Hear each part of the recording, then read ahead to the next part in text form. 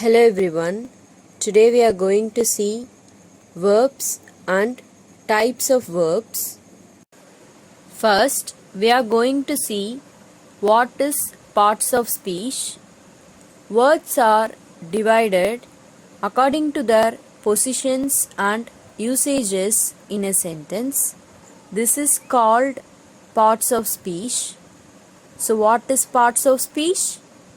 Words are divided according to their positions and usages in a sentence. This is called parts of speech. Usually, parts of speech tell us how a word is used in a sentence. In other words, words are divided into different kinds or classes called parts of speech according to their use, that is, according to the work they do in a sentence. The parts of speech are 8 in number. So, there are 8 parts of speech in the English language: noun, verb, adjective, conjunction, preposition, interjection, pronoun, and adverb. Each parts of speech has a specific use or function. In general, noun is a naming word which is the name of something. A pronoun replaces a noun. An adjective describes something. A verb is an action or state of being. An adverb normally describes a verb or sometimes gives more information about an adjective. Preposition shows a relationship or connection between things. A conjunction is a joining words. They connect two parts of a sentence. A interjection expresses strong feelings or emotions. Now, a verb shows an action or a state of being.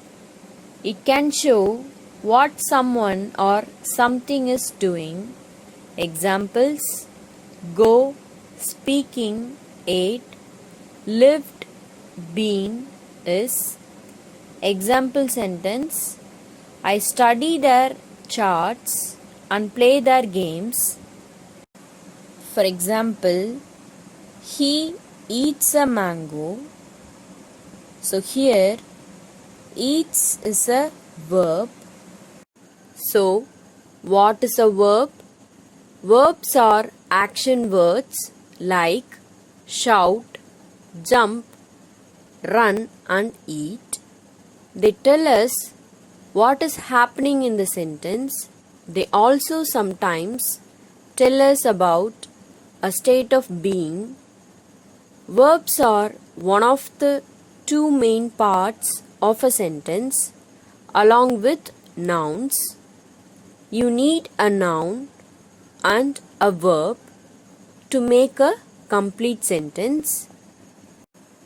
So students, verbs are the most important component of any sentence.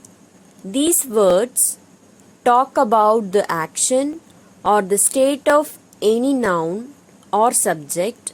This means that verbs show what the subject is doing or what is the state or situation of the subject. For example, he ran to the store. Here, the verb ran describes the action of the subject, he. The next example sentence is, she is a creative person.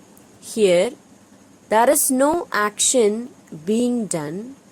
Instead of, the auxiliary verb is shows the state of the subject, she, as being creative. Next, we are going to see types of verbs. There are different types and classifications of verbs. Some of the most important ones are listed below. The first one is action verbs. These verbs talk about what the subject is doing in the sentence. Action verbs are one of the most easily identifiable types of verbs. So, to recognize them, students, you simply have to look for the word in the sentence that answers the question, what is the subject doing? For example, Rose is painting the kitchen walls. The subject here is Rose. And what is Rose doing? Rose is painting. Hence, painting is our action verb. The next example sentence is, my dog is sleeping on the sofa. The subject here is dog. And what is the dog doing? The dog is sleeping. So, sleeping is our action verb. There are two types of action verbs which describe the verb and the subject doing the action and the object on which the action is done. They are transitive verbs and intransitive verbs. First, we are going to learn about transitive verbs. This verb is always followed by a noun that's receiving the action called the direct object. Example sentence, I patted my dog's head. Here, the verb is patted and the noun that's receiving this action is my dog's head, which is the direct object of the action verb. Sometimes an object can be indirect, such as when you are expressing to whom the action is being done. So, transitive verbs are verbs that express action with an object. For example, I threw the ball. Here, threw is a transitive verb. The ball is a noun. It is considered as object. The next example sentence is, we beat them. Here, beat is a transitive verb. Them is a pronoun. It is considered as object. In simple sense, what is a transitive verb? Action that have a direct object to receive that action. So, transitive verb means it is an action verb with the direct object. Let's see the example sentence. The man loves his children. Here, love is the action performed by the man, which is the subject in this case, and it has a receiver, which is children, as the man is the subject who is doing the action of love, and it has the direct object children, so it is the transitive verb. Let's look into some more sentence examples having transitive verb. The first example sentence is, the doctor cured him.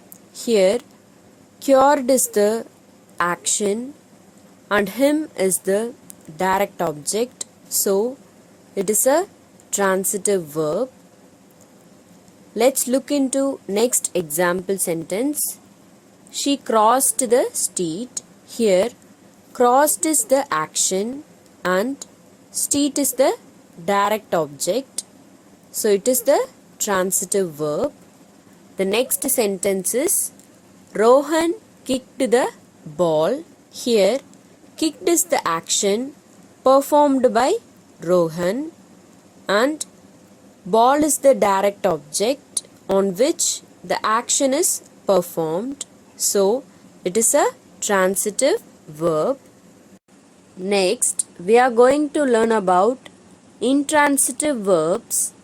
When an action verb has no direct object, it is called an intransitive verb. Intransitive verbs can be followed by an adverb or adverb phrase, but there will never be a direct object. Example sentences: Matthew runs quickly away. Here, the verb is runs, and the phrase quickly away tells us more about the verb, but there is no object here to receive the action. So, intransitive verbs are verbs that express action without an object. For example, I ran. So, in simple words, what is an intransitive verb? Action that doesn't have a direct object to receive that action. So, intransitive verb means it is an action verb without the direct object. Let's look into the sentence example. Snow fell yesterday. Here, snow is the subject and fell is the action, but we cannot say the snow fell on whom. In other words, there is no direct object to receive the action, so it is a intransitive verb. Let's look into some more sentence examples having intransitive verbs. The first example sentence is we failed. Here, failed is intransitive verb as there is no direct object linked with it. Let's look into next example sentence. She is sleeping. Here, sleeping is intransitive verb as there is no direct object linked with she. The next example sentence is they work hard. Here also work is intransitive verb as there is no direct object after the verb work. Next, let's see about dynamic and stative verbs. This category of verbs deals with the verb words themselves and whether they indicate an action or a state of the subject. This category is not concerned with the object in particular. First, we have to know what is a dynamic verb. These verbs denote an actual action or expression or process done by the subject.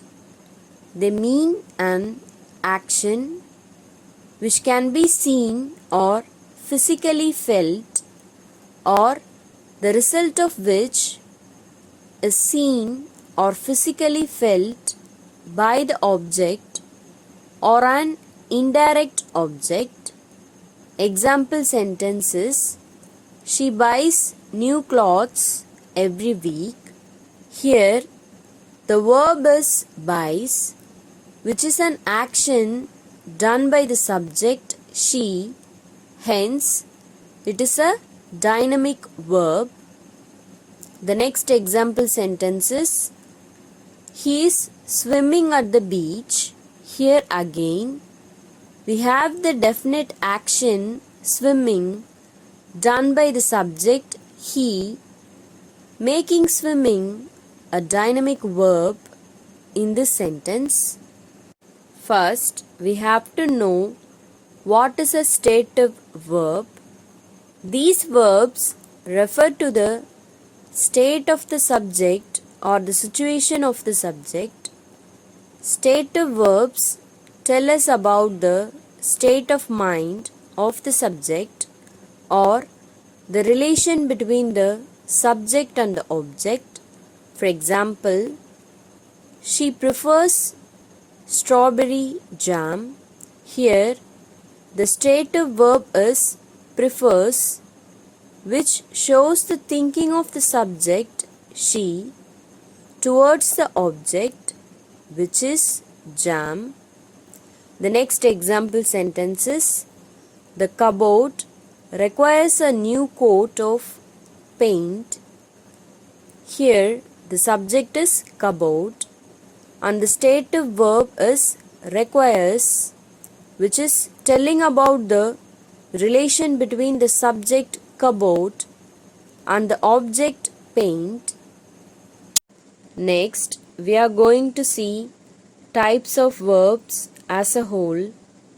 Verbs are divided into two types, lexical verb and auxiliary verb. Lexical verb is otherwise called as main verbs. Examples are work, study, read, etc. All these words can exist independently and provide complete meaning to the sentence.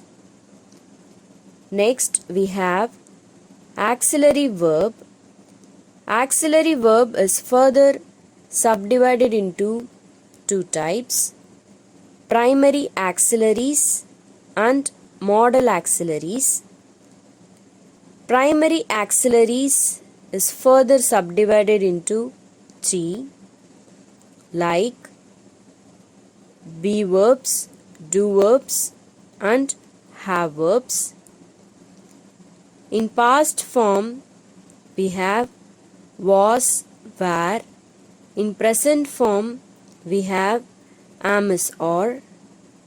In do verbs, in past form, we have did. In present form, we have do, does. In have form of verb, in past form, we have had. In present form, we have as or have. Next, modal auxiliaries. In past form, we have could, would, might, ought to, had to. In present form, can, will, shall, may, must, as to, have to. Next, we are going to learn about two types of verbs. Verbs are mainly divided into two types. The first one is main verbs and the other one is auxiliary verbs or helping verbs. First, let's see about main verbs. Main verb is also called principal verb. It indicates the action of subject. It indicates the time, that is past, present and future. Words that actually shows the action or activity of subject. For example, Veera plays cricket. They can stand alone without the help of any other verbs. Here, they refers to main verbs. So, main verbs can stand alone without the help of any other verbs. Examples: read, sleep, eat, run. All these words can exist independently and provide complete meaning to the sentence. Next, we are going to learn about auxiliary verbs. Auxiliary verbs is also called as helping verbs. It is used to indicate the tense of the main verb. It does not carry any meaning on its own. Auxiliary verbs or helping verbs help the main verb to describe action. That action happened in the past or is happening in the present or will happen in the future. For example, Guna is studying. Here is a auxiliary verb. Auxiliary verbs are also called helping verbs. They have no meaning on their own. They are necessary for the grammatical structure of a sentence, but they do not tell us very much alone. We usually use helping verbs with main verbs. They help the main verb, which has the real meaning. There are two types of auxiliary verbs. The first one is primary auxiliaries and the second one is modal auxiliaries. In today's class, we are going to learn primary auxiliaries. Primary auxiliaries. The auxiliaries be, have and do are called primary auxiliaries. So what are primary auxiliaries? Be verbs, have verbs and do verbs are called primary auxiliaries. The different forms of the auxiliary be are am, is, are, was, were, being and been. The different forms of the auxiliary have are as, had and having. The other forms of do are does and did. Next, we are going to see function of auxiliaries. The first function is auxiliary verbs are used to form tenses. Example, she is cooking. Here, the auxiliary is combines with the present participle cooking to form the present continuous tense. So what is mean by the present participle? The present participle is always formed by adding the suffix ing to a verb. The next example sentence is he had written the book. Here, the auxiliary had combines with the past participle written to form the past perfect tense. So what is mean by past participle? Past participle is often but not always formed by adding the suffix ed to a verb. The second function is auxiliaries are used in short answers to avoid repetition. Example sentences: can you sing and dance? No, I can't. Primary auxiliaries. The auxiliary be, in other words, be verbs am, is, are, was, were. Now let's see the functions of the auxiliary be. The first function is to form tenses, especially continuous tenses. Example sentences are she is dancing, we are reading, they were shouting. Here is, are and were or be form of verbs. The next function is to convey instructions, decisions, plan, arrangement, agreement, etc. Example sentences are I am to go to England. My brother is to meet me at the airport. We are to be married next week. This sentence shows plan. So in these three sentences, am, is and are were be form of verbs. The second one is the auxiliary have. In other words, have verbs such as, had. Let's see the functions. The first function is to form present and past perfect tenses. Example sentences are, we have seen the accident. She has gone to market. We had forgotten to take umbrellas. I had lost the money on my way home. In these four sentences, have, as, had, were, have verbs. The second function is to express compulsion or obligation. Example sentences, I had to go to Delhi. She has to face me today. They had to leave the house. In these sentences, had and has, were, have form of verbs. The third function is have plus had. Sometimes have as an auxiliary verb combines with had, the past participle of the finite verb have.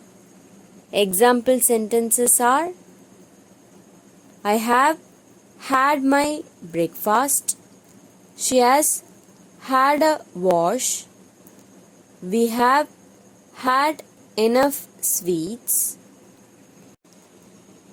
Third one is the auxiliary do. In other words, do form of verbs such as does, did. Let's see the functions. The first function is to form the negative and interrogative of the simple present and simple past tenses of ordinary verbs. Let's see the example sentences. She doesn't dance. She didn't dance. Does she dance? Did she dance? The second function is to avoid repetition in short answers.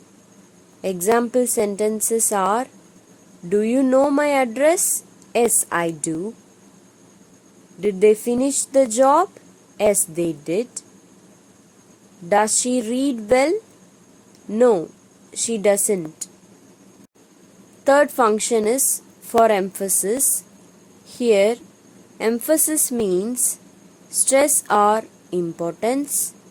Example sentences are, I do like her. He did shout. We do love him. Fourth function is to form question tags. Example sentences are, he studies well. Doesn't he? We work hard, don't we?